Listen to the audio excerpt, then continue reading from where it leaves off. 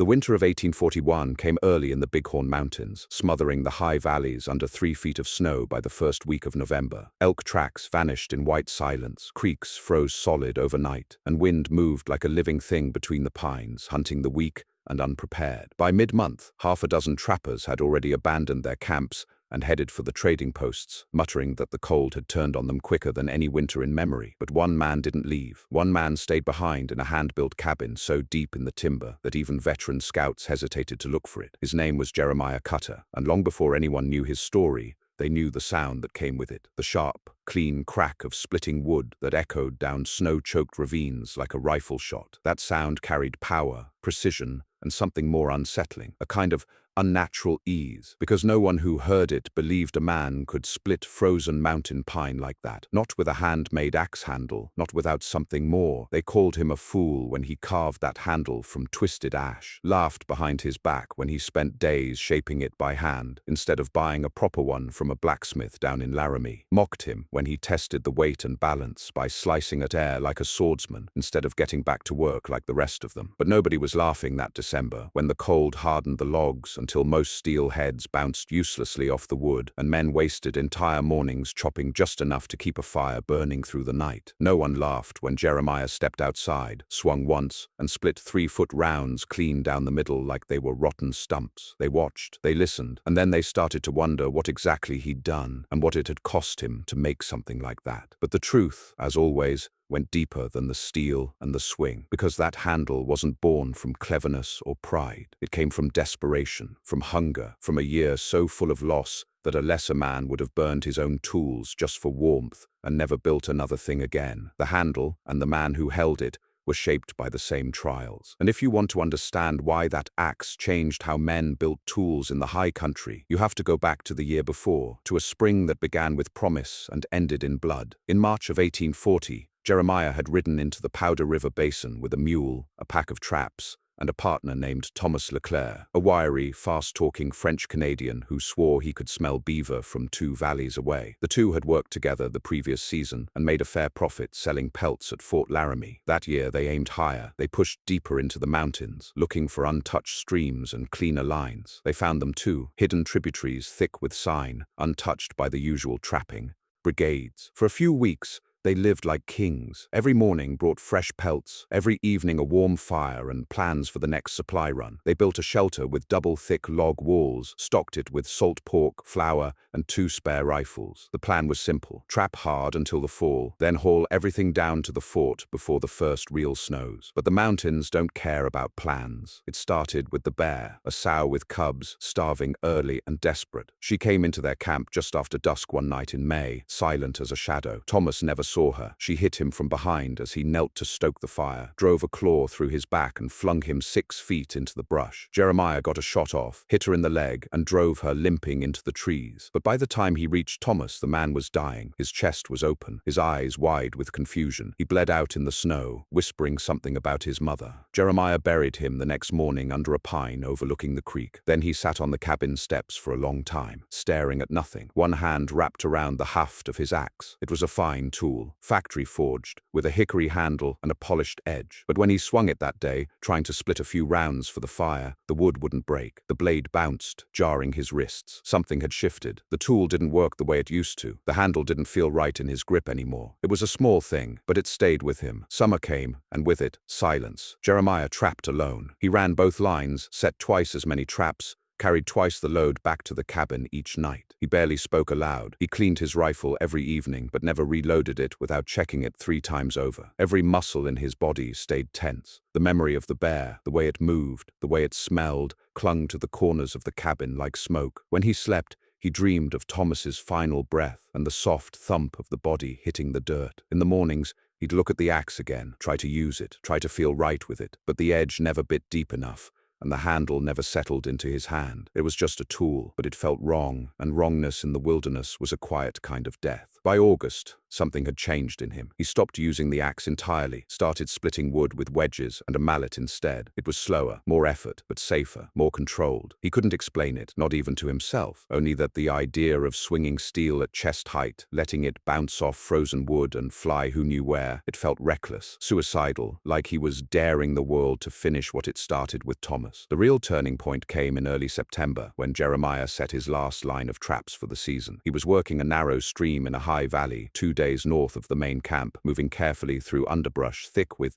blackberry and twisted spruce. The sun had just risen when he stepped wrong on a slick stone and went down hard. His hand landed on something sharp, a branch maybe, or a bit of buried iron, and pain exploded up his arm. When he pulled his glove off, blood was already soaking the palm. The cut wasn't deep, but it was long and jagged. He wrapped it in cloth, cursing, and hobbled back to camp. That night, by firelight, he examined the wound and realized how close he'd come to disaster. A little deeper, a little more infection, and he'd be a cripple. Out here, that was the same as being dead. And then the thought hit him. All the danger he faced, trapping, tracking, surviving. None of it felt as foolish as swinging that damn axe. Every time he raised it, he imagined the steel flying free, the handle cracking in cold weather, the edge burying itself in his leg. It wasn't fear, not exactly. It was clarity, a sense that tools weren't just things. They were choices, risks, and if he was going to keep swinging an axe in a world like this, he was going to make damn sure it was the right one. So he decided to build his own. The ash tree stood halfway up a ravine, choked with snowmelt and boulders. He'd passed it a dozen times without a second glance, but now he saw it with new eyes. The trunk was twisted, bent by wind and weight, but strong, tight-grained, the kind of wood that fought back when you cut it, that held on through the seasons. He tested a branch with his knife, shaving off a curl. It held its edge, didn't splinter, didn't crush. He nodded once, as if the tree had passed some test only he understood. Then he went to work. It took him 2 full days to fell it, strip the bark,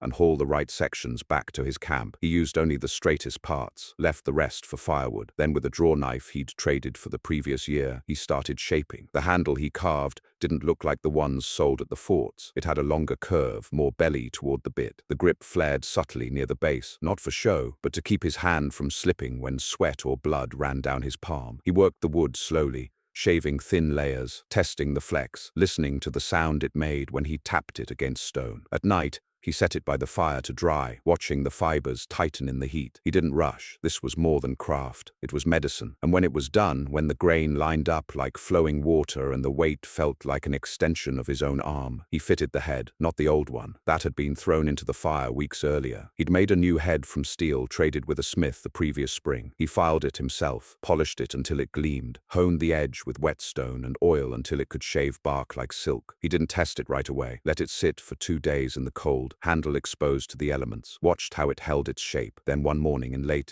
October, with snow already beginning to fall in heavy, wet clumps, he stood a round of pine on the stump, took a deep breath, and swung. The blade sank clean through the log, splitting it to the base. No bounce, no twist, just clean, cold precision. He split another, then another. By noon he had a wall of stacked firewood, and hands that barely felt the sting of winter. He swung until dusk, not from necessity, but from joy, from the simple fact that something he had built, he, not some factory back east, had worked exactly as it should. And then word spread. The word moved faster than a letter could travel. It spread not by paper or courier, but by the mouths of men who wandered between camps and trading posts, who warmed their hands by other people's fires and passed stories like food. The tale was simple at first. Some trapper named Cutter up in the Bighorns had made an axe handle from scratch, and it could split frozen logs in a single blow. But as with all things in the mountains, the story grew in the telling. They said it wasn't just ashwood, but that he'd used sap from a fire-scarred pine to harden the grain, said he'd carved runes into the haft before the final shaping, that he'd fasted for 3 days and slept beside the tree before cutting it, as if drawing some kind of power from the mountain itself. Some even whispered that the axe wasn't normal at all, that the steel came from an old trapper's knife once pulled from a dead man's hand after a gunfight and reforged under moonlight. Jeremiah didn't bother to correct them. When trappers showed up at his camp that December, ostensibly to trade, but really to gawk, he didn't give demonstrations or offer explanations. He just pointed to the woodpile, nearly shoulder high and stacked tighter than bricks,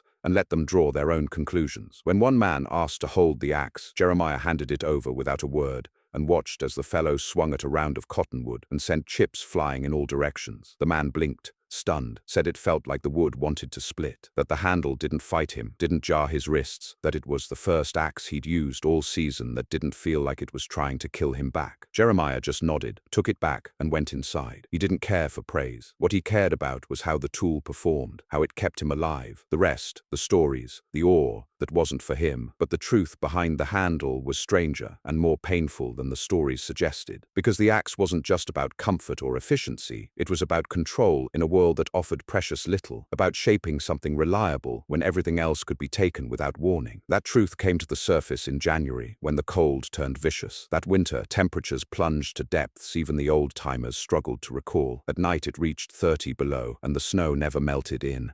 The daylight only shifted with the wind, building drifts taller than a man's head. Frost formed inside the cabins. Whiskey froze in its bottles. Rifles cracked when left too close to the hearth and then exposed to the air. Men died in their sleep, curled too close to failing fires, lungs filled with ice. And all across the mountain camps, axes failed. Wood shrank in the cold, twisted against the iron heads. Factory handles splintered at the eye. Steel blades dulled fast or bounced from the brittle logs, their edges blunted by frost. Some men gave up entirely and burned green wood. Others turned to their last reserves of dry kindling, hoarding it like gold. But Jeremiah split log after log, never flinching, never stopping. He cut in the mornings and again before dusk, moving methodically, each swing clean, precise, effortless. And that's when they started asking for help. It began with a man named Bucklin, a trapper out of Fort Bridger, who'd taken a bad fall and broken his handle clear through. He arrived half frozen at Jeremiah's camp, wrapped in blankets and carrying a blade head with a jagged stump still lodged in the eye. He didn't ask for charity, just for a handle. Said he'd pay in pelts, bullets, coffee, anything. Jeremiah looked at the stump, then at the man's hands, red and cracked from cold. He didn't say much, just nodded once and started looking through his woodpile. He didn't have another piece of ash like his original, but he found a length of mountain maple, denser, stiffer, not as forgiving, but still strong. He shaved it down that night by firelight, smoothing the grain with the edge of his draw knife until it caught the glow just right. He shaped the haft to match Bucklin's grip, asked him to hold it mid-process, adjusted the balance twice. By dawn it was finished. Bucklin swung it twice and grinned like a boy. He stayed 2 extra days, helped cut and stack wood to pay his debt. When he left, he took the handle and the story with him. Others followed. A fur company man named Griggs showed up next, then 2 Métis hunters from the Snake River Valley. A half-crow scout brought his hatchet and asked if Jeremiah could make it feel more like his father's blade. An old mountain man named Tully offered to trade a silver flask and a year's supply of jerky for a replacement for the cracked hickory shaft that had bloodied his knuckles for weeks. One by one they came, and one by one they left with tools shaped by Jeremiah's hands. He never charged gold, never bartered hard. He asked instead what they needed to keep warm, keep fed, keep alive, and if they had nothing, he let them cut wood with him for a day or two and sent them on their way. But even as his reputation grew, something inside him remained distant, detached. He still slept alone, still kept the fire low, still cleaned his rifle every night like it was ritual. And every so often, after the sun went down and the last visitor had gone, he would step outside, hold the axe by the head, and run his fingers along the haft like a priest tracing scripture. He wasn't just making handles, he was trying to carve permanence into a world that had taken his partner, his peace, and nearly his mind. Every swing was a prayer, every fitted head a kind of apology. That truth, however, didn't stop the curious. By mid-February, a man named Caldwell rode into the high basin with a wagon and 2 helpers. He wasn't a trapper or a hunter. He was a merchant, or something close to it, who claimed he'd heard stories of a mountain man forging handles that could outwork steel and wanted to see them for himself. He brought coin, tools, offers of partnership. Jeremiah listened to his pitch in silence, then asked him a single question. "You ever split frozen pine at 30 below?" Caldwell admitted he hadn't. Jeremiah pointed to the stump. "Try." The merchant looked uncertain but handed his gloves to one of his men and stepped up. Jeremiah offered his axe. Caldwell hesitated, just a second too long, then took it. The first swing was decent, not great, not clean. The blade struck the round and sent a flurry of splinters flying, but it didn't crack clean through. He tried again, harder this time. The blade bit, the wood groaned, but the round held. He handed the axe back, red-faced. Jeremiah nodded once. "You build something with your hands, then come back. Maybe then we talk." Caldwell left the next morning. No deal made, no handles bought, but the legend grew stronger. And through it all, the axe remained the same. Jeremiah never made another exactly like the first. Not because he couldn't, because he wouldn't. That handle, the one shaped from ash with the perfect curve and fire-hardened grain, had become something personal, sacred, a reminder of what he'd lost and what he'd built in its place. By early March, the snow began to soften. Streams broke their ice. The sun stayed longer in the sky, and Jeremiah started packing. He wasn't headed to the fort, not yet. He had one last round of wood to split, one more season of trapping to prepare for. But he knew the spring would bring more visitors, more questions, and he wasn't sure how many more answers he wanted to give. So he split one final stack, stacked it high, then wrapped the axe in oiled cloth,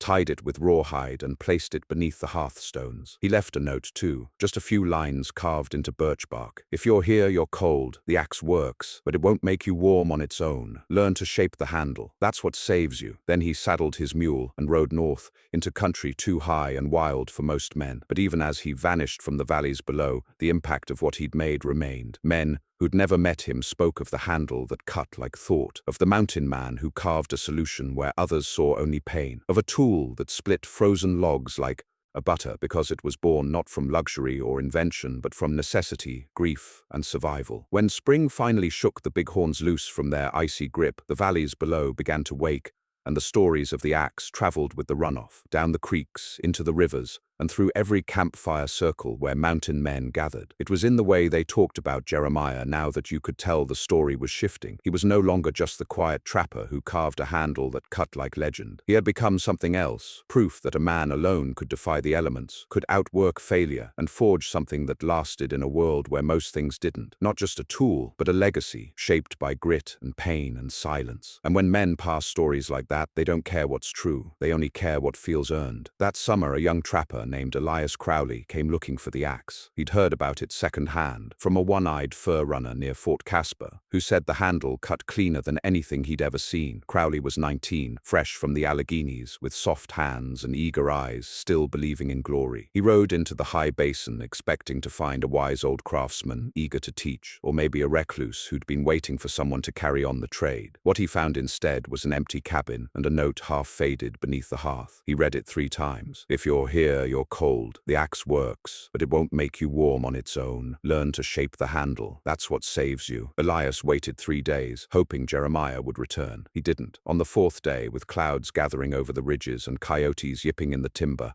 Elias made a choice. He dug beneath the hearthstones and unwrapped the axe. It was smaller than he expected, simpler. The haft bore no markings, no flare, just ash, worn smooth with use, darker near the grip from the oil of hands that had swung it hundreds, maybe thousands of times. The edge still held a bite sharp enough to whisper against skin. The balance was uncanny. When he lifted it, the weight settled naturally in his palms, like it belonged there. But when he swung it at the first round, something unexpected happened. The blade struck, chips flew, but the log didn't split. He frowned, adjusted his stance, tried again. The axe bit deeper this time, but still the round held firm. Not clean, not like the stories said. He spent the afternoon swinging, dozens of cuts, dozens of rounds. His hands blistered, his shoulders ached, and when he finally sat back on the step of the cabin, panting and sore, the truth of the note began to settle in. It won't make you warm on its own. The axe worked, but only in the hands of a man who knew what he was doing, who understood the grain of the wood, the angle of the strike, the rhythm of the swing. Elias had thought the handle was magic, but what Jeremiah had left behind wasn't power, it was a challenge. He stayed in the basin 2 more weeks, chopped every day, split and stacked until his hands toughened, until he could swing from dawn to dusk without faltering. And when he left, he didn't take the axe. He rewrapped it, placed it back beneath the hearth, and left his own note on the wall. I came looking for a shortcut, found a lesson instead. It ain't the tool, it's the hands that hold it. Others came, and like Elias, they came with expectations. Some were seasoned men, some were boys running from farms back east, some were desperate wanderers who'd heard that deep in the bighorns there was an axe that never dulled and a fire that never died. They all left changed. Some tried to steal the axe. One was a man named McAllister, a hard-jawed mercenary type, who hunted bounties in the Dakota territories and didn't believe in legends. He found the cabin in August of that year and took the axe without a second thought, claiming he'd earned it just by making the climb. He didn't leave a note, didn't offer thanks, just wrapped it up and rode south. 3 days later, he was found by a hunting party 20 miles downriver, limping and bloodied with a gash across his thigh. Said he'd been chopping near a creek when the axe head came loose. Said it spun through the air like a hawk and clipped his leg before burying itself in the mud. He cursed the handle, said it was cursed, said he'd thrown the whole thing into the river out of spite. But a month later, the axe was back in the cabin, rewrapped, undamaged. No one ever figured out how. The stories only grew. The wood itself became a point of fascination. Ash, men said, twisted by lightning or grown on haunted ground. Some claimed it was soaked in bear fat and hardened by fire. Others said Jeremiah had carved it during a vision quest, fasting for days until the wood spoke to him. A few old trappers, those who'd known him before the legend, just shook their heads and said none of that mattered. He built it because he had to, one of them said. That's the only reason anything good ever gets made out here. But the ones who understood best were the few who didn't just ask for the handle, they asked to learn how to make one. That winter, a man named Thomas Keene, already past 40, showed up at the basin with a broken wrist and a pack full of salvaged tools. He didn't ask to see the axe. He didn't ask for a handle. He just sat by the fire for 3 days, shaping a length of locust wood he'd carried from Colorado. Quiet, focused. On the 3rd day, he said, I don't want to use what he made. I want to understand why it worked. He stayed through January, built 3 handles, split 100 logs. Then he left a bundle of pelts beside the hearth and disappeared without a word. The handle was never meant to be passed down. It was meant to be studied, emulated, improved. It wasn't the artifact that mattered, it was the method, the principle, the relentless demand for better. And slowly that principle began to change how men built their tools. By the spring of 1842, stories of reinforced axe handles, carved from specific grain directions, soaked in oil, fitted with forged steel and tested in frost, were common from the Wind River to the Yellowstone. Some smiths began experimenting with handle shapes based on what they'd heard from trappers. Others tried to recreate the balance. A few, mostly veterans of harsh winters, started building tools not just to cut, but to survive. They called them cutter handles, not knowing if the man still lived. But Jeremiah was still alive. That spring, he crossed paths with an old friend from the Fort Union Brigade, Emery Hall, a wiry, sharp-eyed scout who recognized Jeremiah's walk before he saw his face. They met on a ridgeline near the Tongue River, both headed for higher ground. Emery stared for a long moment before saying, "Heard you made the best axe in the Rockies." Didn't believe it. Jeremiah didn't smile, just said, "I made a handle." Emery laughed. "Yeah, but they say it splits pine like butter." Jeremiah didn't answer. They shared a fire that night, and Emery asked the question that had followed Jeremiah since that first winter. Why build it at all? Jeremiah sat in silence for a while, feeding twigs to the flame. Then he spoke. "It wasn't about the wood, wasn't about cutting faster. I just couldn't swing what I had anymore, not after what happened. I needed something I could trust, something that wouldn't snap in my hands when everything else already had." Emery nodded, then said nothing more. Some stories didn't need explaining. The next morning, they parted ways. Emery headed west. Jeremiah turned north again, toward unknown ground, toward timber that hadn't yet felt the blade. And the legend of the axe grew still, not because it was magic, not because it never dulled, but because it was made by a man who refused to let grief kill his hands, who built something strong enough to outlast his fear, who didn't just survive the winter, but shaped a tool that taught others how to survive it too. The ridgelines of the northern Bighorn still wore snow well into April, white caps clinging to the shaded slopes, even as the valleys below turned to mud and greened with the first blush of spring. Jeremiah Cutter moved through this thawing world like a ghost, quiet, watchful, leaving little behind. He wasn't running from anything, but neither was he searching for something new. What he sought lay in the act itself, the shaping of wood, the rhythm of work, the silence between cuts. He stayed above tree line when he could, traveling light, his axe strapped across his pack and a coil of cord wrapped around the haft. Not for protection, not for vanity, but because some things deserved respect. The handle had lasted longer than it should have. Ash was tough, yes, but not eternal. It had swelled and shrunk through 3 mountain winters, seen hard frost and high sun, split more cords of frozen timber than any factory tool ever designed. And still it held. The grip had darkened from use, burnished by bare hands and thick gloves alike. The grain had started to lift in one place near the top curve, but he treated it with care, rubbed it down with oil when he had time, kept it dry, kept it warm. When others asked why he didn't retire it, hang it above a hearth or pass it along, he would shake his head. "Not ready yet," he'd say. still has work in it. But even tools, like men, eventually wear down. That spring, while scouting a new line of streams above the Shell River Valley, Jeremiah set up camp in a hollow between two stone outcroppings. The land was good, high enough to avoid flood, low enough to stay out of the wind. Pines stood thick and straight along the slopes. Elk sign crisscrossed the snowmelt. He planned to trap here for the season, maybe longer if the lines proved fruitful. On his third day there,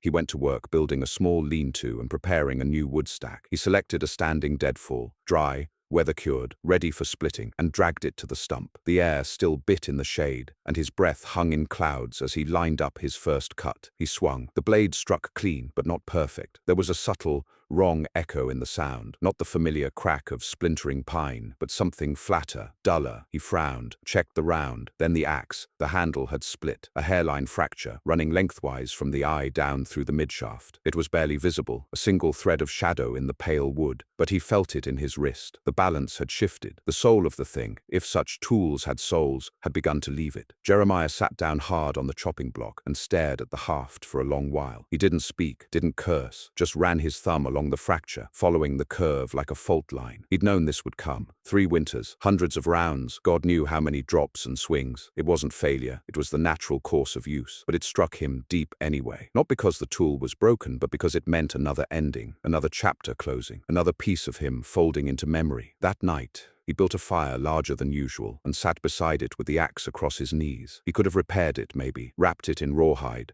drilled in dowels, braced it with sinew or copper wire like the natives did with hunting spears. But it wouldn't have been the same. The handle wasn't meant to be patched. It had to either live whole or rest, so he buried it, not in the ground, but in fire. He stripped the blade, still sharp as legend, set it aside, and placed the handle in the heart of the flames. It burned slow at first, reluctant, the ash fibers resisting. Then the flame caught, and the haft glowed orange, then red, then blackened into charcoal. Jeremiah watched until it was nothing but embers, then crushed them into the coals and scattered the remains along the creek. He didn't cry, but the fire in his chest that night felt colder than usual. The next day, he went looking for a tree. He didn't expect to find the same wood. Ash of that quality was rare, especially this high in the range. But he knew what to look for now. Grain, weight, balance, resistance. He moved through the woods, not like a trapper, but like a man scouting potential, seeing the forest not as a collection of obstacles, but as raw, unshaped truth. He found it in a bend near the stream, an elm tree, not large,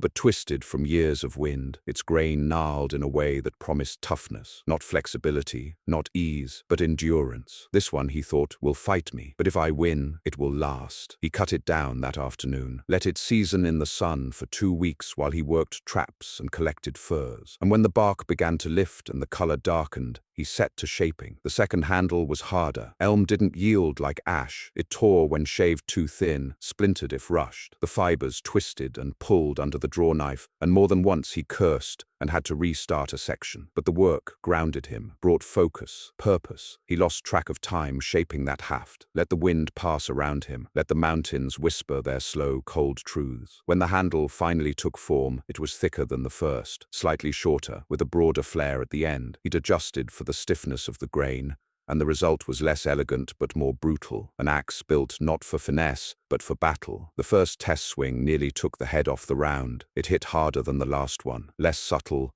more violent, like a clenched fist compared to a surgeon's hand, and it held. No cracks, no shift, just power. Jeremiah used it through that season, and by the time he made it to the fall rendezvous at the Green River Basin, the new handle had already started making its own name. Trappers noticed. They always did. They came to trade furs, and stayed to watch him split camp wood with half the effort. The younger ones hovered near the fire, asking quiet questions. The older ones nodded in approval, some recognizing the grip, the shape, the choices in wood and form. One grizzled veteran, scar running from ear to chin, said, "You're the one they talk about, the handle man." Jeremiah just shrugged. "I make what I need," the veteran laughed. "That's the trick, ain't it? Most of these boys buy what someone else says they need. You build what keeps you warm." A week later, Jeremiah traded the first blade head, still polished, still sharp, to a blacksmith from Taos in exchange for 2 pounds of salt, a box of percussion caps, and a fresh draw knife. The smith didn't know what he held, just nodded and said he liked the steel, but word spread. Anyway, "That's Cutter's blade," they said. "Still cuts, still holds, still means something." By now, the legend had outgrown the man. You could hear the story in saloons 2 states away. You could hear it told beside stew pots and whiskey barrels, in muddy riverside posts, and remote mountain lean-tos. The axe that split logs with a whisper. The mountain man who carved handles so good they bent time. The tool that wouldn't fail, even if the man did. But what most never knew, what only the few who'd worked beside him understood, was that it wasn't about the axe at all. It was about a way of thinking, a philosophy, a rebellion against careless construction, against the throwaway nature of frontier tools. Most men accepted what they were handed. Jeremiah didn't. He took the time, made the shape, learned from pain, and more than that, he passed it on. That winter, he camped near a younger trapper named Caleb Boone. Barely 20, full of fire, no patience to speak of. Caleb's axe shattered after a week of hard freeze. Most would have wrapped their hands in rags and made do. Caleb cursed and stomped and nearly burned the whole handle in a fit. Jeremiah handed him a blank of elm and the draw knife. "Fix it," he said. Caleb frowned. "I don't know how." "You will." It took Caleb 2 weeks, 3 false starts, blisters, blood, one near miss that almost took his thumb. But by spring, he had a handle, not perfect, not cutter quality, but strong, reliable, his own. He never looked at tools the same way again. Neither did any man who shaped one under Jeremiah's eye. And that, more than the legend, more than the clean cuts and cold wood, was the point. Not to make a perfect handle, but to teach a man what it meant to shape something with his hands, from raw truth and hard work, to know the grain, to feel the swing, to earn the warmth his axe brought with every crack of pine. The first real blizzard of the 1842 winter swept into the northern basin like a stampede, sudden and without mercy. It started as flurries in the morning and became a white wall by midday, devouring visibility, smothering sound, and reducing movement to inches at a time. Wind clawed at tents and lean-tos. Trees creaked with cold, too deep to flex. By nightfall, the only light left in the world was what men made for themselves, and even that flickered under the weight of snow. It was a winter that demanded preparation, and those who had not split enough wood before its arrival paid dearly in frozen fingers, collapsed shelters, and bitter regret. But not Jeremiah Cutter. His lean-to had already become a 2-wall cabin with a sloped roof of peeled bark and moss stuffed tight between the logs. The stone hearth he'd constructed in October radiated heat that lingered even when the fire dimmed to coals, and his stack of firewood, seasoned, split, and perfectly dry, stood against the wind like a monument to forethought. No twisting, no hissing, no smoke from half-cured pine. Just the solid, ready rhythm of a man who had once learned the price of carelessness and would never pay it again. The new handle had earned its place. The elm, gnarled and stiff,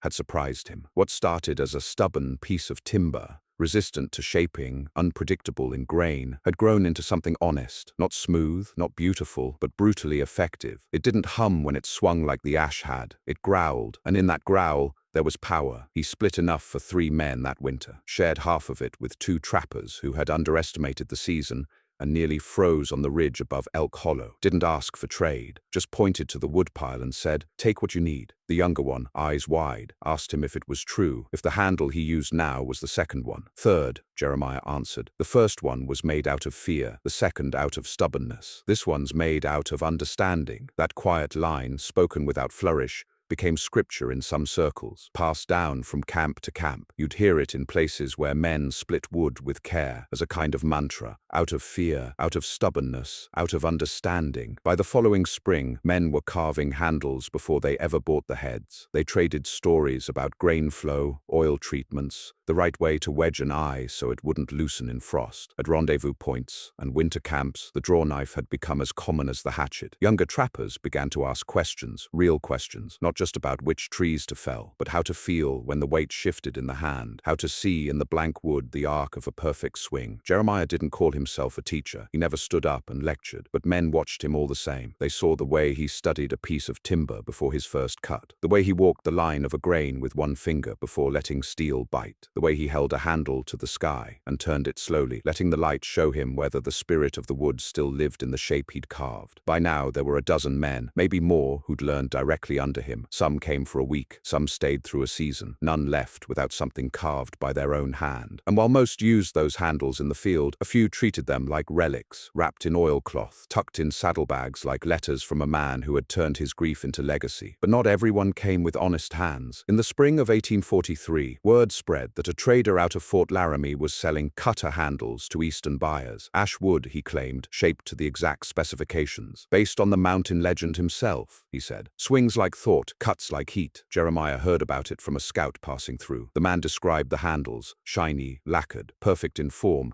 but lifeless in weight. They look right, he said, but something's off, like a fiddle carved by a man who's never heard music. Jeremiah didn't respond at first, just stared into the fire. That night he unstrapped his current axe, number 4 now, shaped from hickory he'd hauled in from the lowlands, and turned it over in his hands. He traced the grain, the nicks in the handle, the places where sweat had darkened it, where frost had tried to lift it but failed, and then he stood. He didn't pack much, just the essentials and the axe. He headed south, alone, toward Fort Laramie. The journey took 3 weeks, slow going over thawed ground and late snows, through passes still choked with drifts. When he arrived, the fort was alive with early traders, settlers, and scouts. The bustle grated on him, the noise, the bartering, the smell of boiled hides and cheap tallow candles. He found the trader in question, one Elijah Pratt, setting up a display beneath a canvas awning. Stacked handles, 20 high, all gleaming and polished like store-bought furniture. Jeremiah stepped up, picked one up, and turned it in his hands. Wrong balance. Too heavy toward the head. Grain ran diagonal. No burnishing near the grip. Slick from lacquer. No warmth. No truth. Pratt saw him and smiled. You've got an eye. That there's a cutter replica. Finest handle.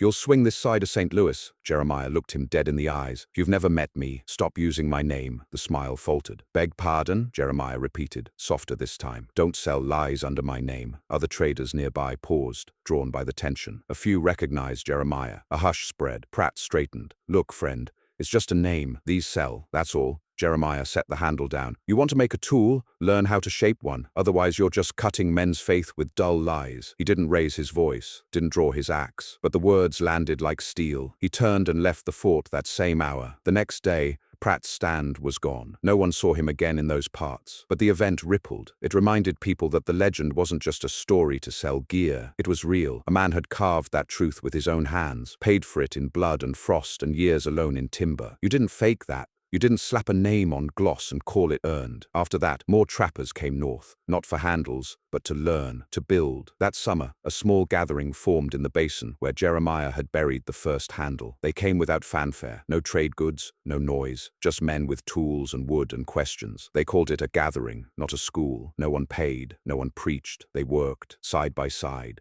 shaped handles, shared techniques, tested grips in real timber, cut rounds together. Some left after a few days. Some stayed the whole season. Jeremiah didn't organize it, but he stayed near, walked the circle, answered questions when asked, said little. Let the sound of honest work carry the weight. One evening, a young man, no more than 16, full of fire and calluses, asked him what the secret was, what made the handle work. Jeremiah sat beside him, took the boy's half-shaped elm haft, turned it over in his hands. Secret's not in the wood, he said. It's in the hands, the time, the things you remember while shaping it. He handed the haft back. Make it mean something. That phrase became a kind of motto among the men who gathered, not carved into stone or declared loud, but passed like a code. Make it mean something. By the end of that summer, a new generation of handle makers had begun to take shape, not craftsmen in the Eastern sense, but men who built out of survival, pride, and something deeper. They shared drawings, samples, notes scratched into bark and leather. They built small forges, started carving not just axe handles, but hammer grips, adze hafts, knife scales. The idea was no longer just a tool, it was a movement, quiet, slow, steady, like the swing of a perfect axe through cold pine. By the fall of 1843, Jeremiah Cutter had become something more than a man in the high country. He had become a myth spoken of in lean-tos and bunkhouses, at trading posts and wagon crossings, in places where frost clung to canvas, and men split wood before dawn to keep their blood moving. But what set this myth apart wasn't just the feats attributed to him, it was that he hadn't vanished. He was still out there, somewhere beyond the beaten trails, alive in the ridgelines, building tools and teaching in silence. And every man who split a frozen round with a well-shaped handle felt a little closer to him, as if the force that had first swung that ashwood haft was still traveling through each blow. But Jeremiah had changed. He no longer stayed in one place for long. He passed through basins and hollows like a shadow, helping where he was needed, never lingering more than a season. He built fires for the old shaped handles for the wounded, and showed greenhorns how to oil their timber to keep it from cracking in the high dry cold. He moved with the rhythm of the land, traveling as the elk did, quiet, seasonal, ever uphill in the summer, down again before snow. And always he watched the wood. He had come to see trees differently. What once were just ash, elm, hickory, maple, now bore names in his mind. The bent one that held its posture even after storms. He called that the widow's stance, the one with spiral grain that refused to split even under heavy frost. That was stubborn sun. The twin saplings that leaned together but grew apart. That was Thomas and Jeremiah. Every tree told a story. Every handle carved from it became a sentence in his larger tale. He'd stopped counting how many he'd made. It didn't matter anymore. Some lasted a season, some cracked on the first frost. A few survived years, handed from one man to another,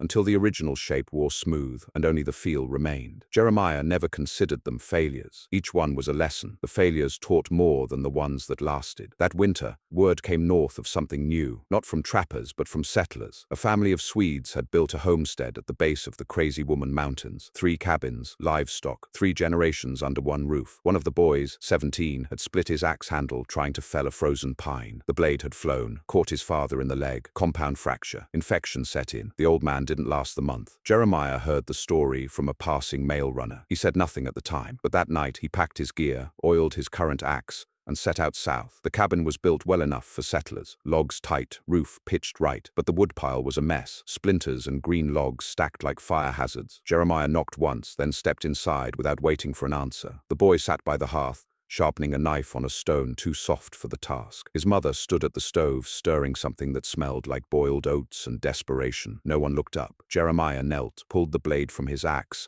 and laid it on the floor. "You keep the edge," he said, "but I'll help you make a handle that won't kill anyone else." The mother turned slowly. The boy stared. Neither spoke. That night they didn't ask who he was. They didn't have to. The name traveled faster than the man now. He ate their oats, slept on the hard floor, and at dawn walked the tree line with the boy until they found a young hickory, twisted near the root, tough, lean, and full of fight. Jeremiah let the boy cut it himself. They shaped it together. Took 2 days. The boy's hands blistered. He cursed. He bled. Jeremiah didn't stop him, only corrected once or twice. Showed him the angle of the draw knife, how to test the balance by holding the blank at the neck and letting it swing with gravity, how to trust the feel instead of the look. When it was done, they oiled it with rendered tallow, wrapped it overnight, and fitted the blade on the 3rd day. The first cut was clean, the second cleaner. The boy smiled, said nothing. Jeremiah left before breakfast the next morning. The blade would stay sharp if the boy kept his edge. He moved west after that, through the sage valleys and wind-blasted ridges. By now he could spot poor craftsmanship from 100 yards, a sagging tool rack, a stack of missplit wood, handles that looked good but swung wrong. Sometimes he corrected, sometimes he just moved on, but he couldn't outrun his own bones. Years of swinging steel, hauling logs, walking in the snow. They'd built strength, but they'd also built a debt. That spring, he felt it in his hands, a numbness, first in the fingertips, then spreading. He dropped a blade one morning for no reason, just a slip, and the sound of it hitting the stone chilled him more than any wind. He stayed quiet about it, kept working, but in his heart, he knew his time teaching by swing and fire was closing, so he changed his method. He began writing, not letters. He had no use for those, but diagrams, notes, carved into wood and scraped into tanned hide. He drew the shape of grips, marked the points where grain should bend, where balance should settle, wrote small passages in charcoal and knife point. Grain must run straight through the eye, or else it splits. Never carve wet. Trust the weight, not the look. He left them behind, in shelters, in campsites, in bark peeled from trees near popular trapping routes. One drawing made it all the way to Independence, Missouri, passed from hand to hand like a sacred text. And the more he wrote, the more others began to contribute. Someone scratched notes beneath his, boil linseed oil with pine resin for better grip. Another wrote, "If your hands are bleeding, stop and adjust your angle." A third simply added, "He was right. It wasn't a manual. It wasn't a doctrine. It was a shared memory of knowledge passed between men who'd faced cold mornings and stubborn rounds and refused to let failure settle in their bones." And still, no one knew where Jeremiah had gone. Some said he'd settled in a valley far west, beyond even the shining mountains where the rivers ran silver and trees grew straight as spires. Others said he died in the snow, alone but content. A few whispered that he lived still, watching, testing, waiting for someone to make a handle better than his. But all agreed on one thing: the legacy remained. By 1845, Handle making had become a rite of passage in the mountains. Boys didn't earn their traps until they'd carved a handle that split dry pine in 3 swings. Men didn't respect another's word until they saw the grip in his hands. Some cabins displayed retired handles like trophies. Others buried them in the earth, saying thanks with every log split. And every now and then, someone would find a note, charcoal on bark, faded but legible. Make it mean something. It had spread beyond the axe. Carpenters used it shaping yokes for oxen. Scouts applied the principles to bow staves. One preacher even built his pulpit from wood he'd carved himself using a handle designed from Jeremiah's diagrams. He said if a man could speak from something built by pain and perseverance, maybe people would listen harder. The Eastern manufacturers tried to capitalize. They released mountain-proof handles with stamped grain lines and Jeremiah's name on the label. But it didn't catch. Those who knew better could feel the lie in the swing, because cutter handles weren't about polish. They were about story, pain, survival, and the knowledge that somewhere out there, a man once faced the deepest cold a mountain could offer, buried his partner, and refused to die, not by growing bitter, but by carving a shape that fit his hand and held steady when the rest of the world cracked. The handle was never the end. It was the beginning of understanding. The spring melt of 1845 came fast and hard across the Bighorns. Rivers that had slept all winter surged with snowmelt, tearing up beaver dams and flooding lowland traps. Men who had wintered deep in the timber woke to find their lean-tos adrift, their food stores soaked, their powder useless. Trees toppled under the weight of thawed roots, and trails that had taken weeks to carve froze over in slush and mud. But the sound that carried most often through that season of chaos wasn't the cry of flooded mules or the cursing of wet trappers. It was the steady crack of axes biting into wood. Not just any axes, not store-bought, not factory-made, but hand-shaped, seasoned and tested handles forged in fire and solitude. Cutter-style handles, built by men who had learned, some firsthand, some by campfire tale, that in the high country, your only real warmth came not from the flame, but from the shape of the swing that fed it. That year, more than any before, Cutter's influence could be seen not in who told the stories, but in how they worked. At Fort Bridger, the blacksmith stopped carrying hickory blanks from St. Louis. "Don't sell no more," he said, shrugging. "Boys bring their own now. Shape 'em by hand or don't buy ahead at all." At the Green River Rendezvous, 2 rival trappers agreed to postpone a duel after one challenged the other to shape his own handle before swinging steel. "No man swings on me with a factory stick," the challenger had said. "You want blood? Earn the grip first." It was no longer just a craft. It was a measure of the man. And yet through all this, Jeremiah Cutter remained elusive. He hadn't been seen since the last frost of 44, when a freighter claimed to have spotted a tall, bearded figure sharpening a draw knife near Snake Pass, then vanishing into the tree line without a word. Some believed he was dead. Others swore he was still out there, watching the work of those he'd shaped. But none had proof. No one could say for sure. Until one morning, in the fall of 1845, a lean and weather-worn man arrived at the edge of Fort Laramie with a wrapped bundle and a quiet look in his eyes. He walked with a limp. His right hand had 2 fingers bound in splint. His beard was streaked with gray now, and his shoulders leaned heavier than they once had. But when he stepped to the fire at the trading yard and set the bundle down, silence fell over the gathered crowd. It was him. He didn't announce it, didn't shout. He simply unwrapped the bundle, revealing 3 handles, each different in shape and grain, each balanced and burnished in the Cutter tradition. Then he looked up, met the eyes of the smith tending the coals, and said, "I'll trade these for steel, if it's worth forging." The smith didn't speak at first, just nodded, slow, reverent, like a preacher in the presence of scripture. Then he reached for his finest blanks and passed them across without a word. Jeremiah Cutter sat at the forge for 2 days. He shaped blades not just for himself,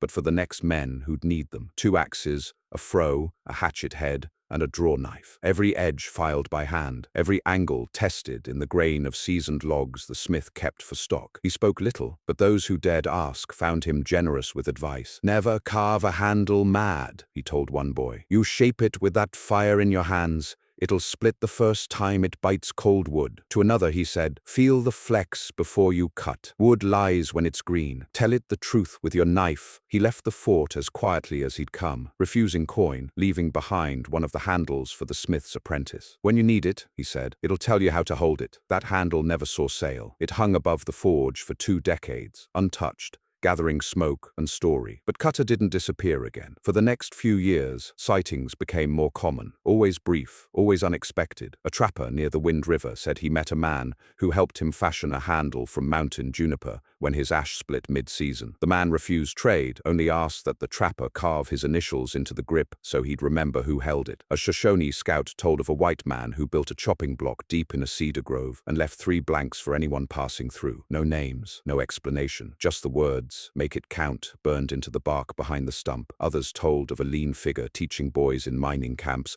how to read the grain of fallen trees, or of a man who left handles in flooded campsites, propped up beside stoves that had burned through the night. Ghost stories almost, except too many swore they were true, and they all spoke of the same thing, the axe that never let them down. But something else began to take shape during those years, something more lasting than even the handles themselves. A philosophy. Men began to write it down, not in books, but in journals, on the backs of maps, in margins of trade ledgers. They started calling it the Cutter Rule. It had no strict language, no church, but the tenets were always the same. Shape what you need with your own hands. If it breaks, you didn't know it well enough. Learn better. Never swing a tool you don't trust. Every handle carries the story of the man who made it. Make yours mean something. These words passed from voice to hand to steel, until even those who had never heard Jeremiah Cutter's name followed his ways without knowing it. Settlers from Iowa began carving their own yokes using ash blanks instead of buying pre-made harnesses. Scouts in the Sierra Nevada shaped their own snowshoes, copying the curve of Cutter-style grips. One Army officer at Fort Kearny was reprimanded for delaying his column 2 days to let his men carve proper tool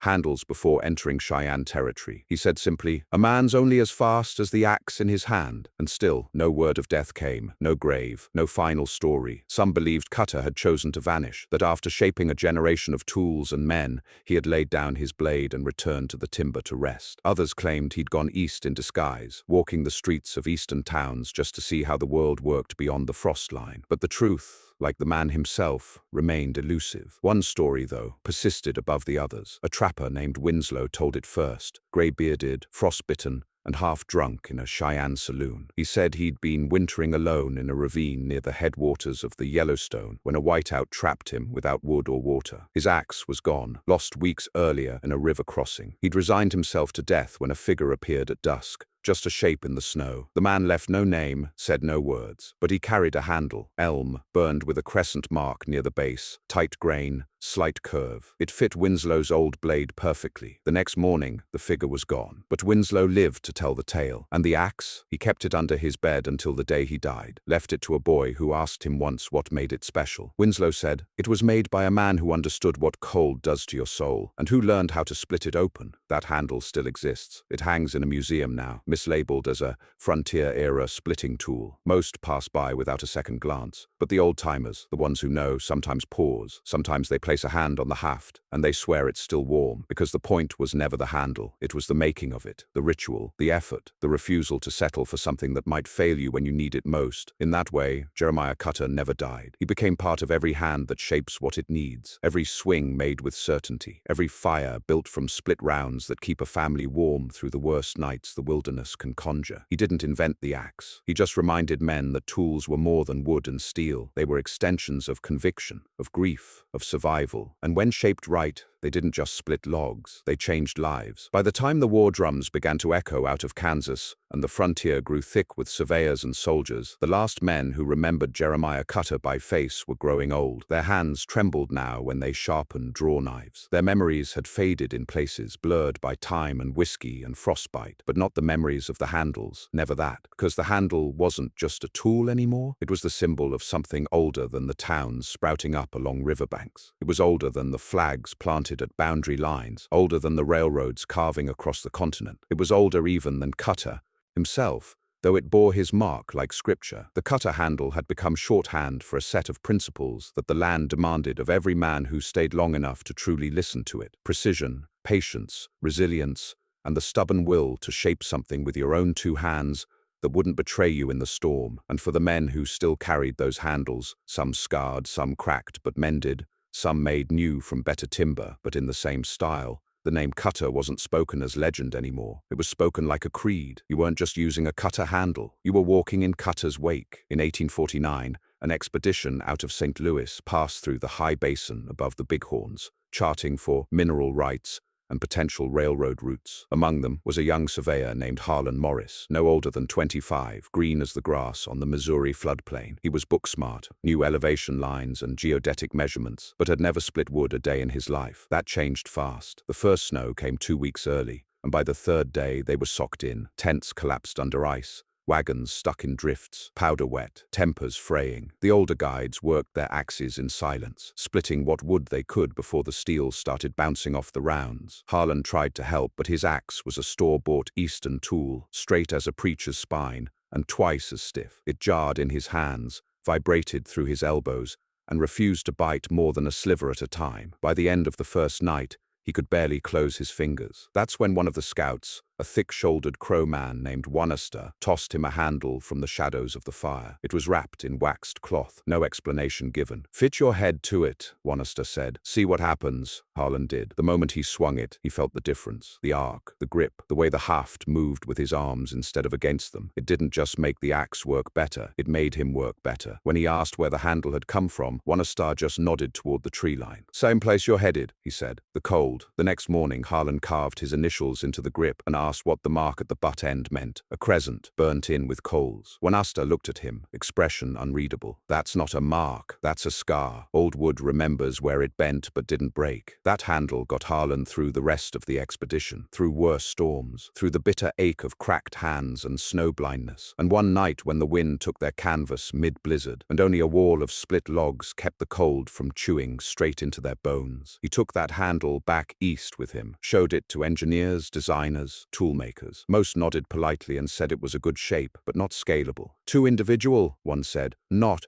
efficient," said another. "Can't mass-produce a swing like that?" Harlan stopped asking. He kept the handle anyway, framed it in oak, hung it above his desk when he became chief surveyor for the Union Pacific a decade later. Every man who passed through his office saw it. Most didn't understand it, but those who did never forgot. One of them, a logger from Minnesota, made a copy, then 10 more, then started teaching boys in the timber how to feel the weight of a tool instead of just lifting it. He didn't call it a cutter handle. He just said, "This'll keep you warm if you let it," and that was enough. By the 1850s, you could still find cutter handles in the mountains, though fewer every year. Men moved on. Iron tools from the east got better. Cities grew. Sawmills rose where beaver ponds used to sit. Steam saws replaced draw knives. The country was changing, but in the places where winter still came fast and merciless, where cabins still leaned against the wind like old men huddled around memory, the cutter handle lived on. Sometimes it showed up in unexpected places. One was found inside a barn wall in Colorado, used as a brace beam when the builder couldn't find a straight enough timber. Another was unearthed beneath a collapsed trading post, perfectly preserved in frozen earth, the grain still tight, the crescent still faintly burned into the base. And every once in a while, a man would emerge from the high passes carrying a tool that didn't look like much, plain, unvarnished, handmade, but that bit wood like the mountains owed it something. Those who knew better would ask, "That a cutter?" The man would nod, or sometimes just say, "I made it myself," the way he did, and that was enough. Because by then, cutter had become less a man and more a way of living, a reminder that a thing built in silence, under hardship, with no thought of praise, could outlast praise entirely. That an axe handle, just a shaped piece of wood, could hold within it a man's pain, his patience, his survival, and that if shaped right, it wouldn't just split logs, it would split fear, split the line between despair and motion, split the difference between death and one more winter night made bearable. There are men still today, deep in the forests of Montana, tucked in the ridges of the Wind River Range, who know how to carve one. Not many, fewer every year, but they don't forget. They carry the grain in their minds, the balance in their hands, the story in their bones. They don't need the name burned into the handle. They already feel it in the swing.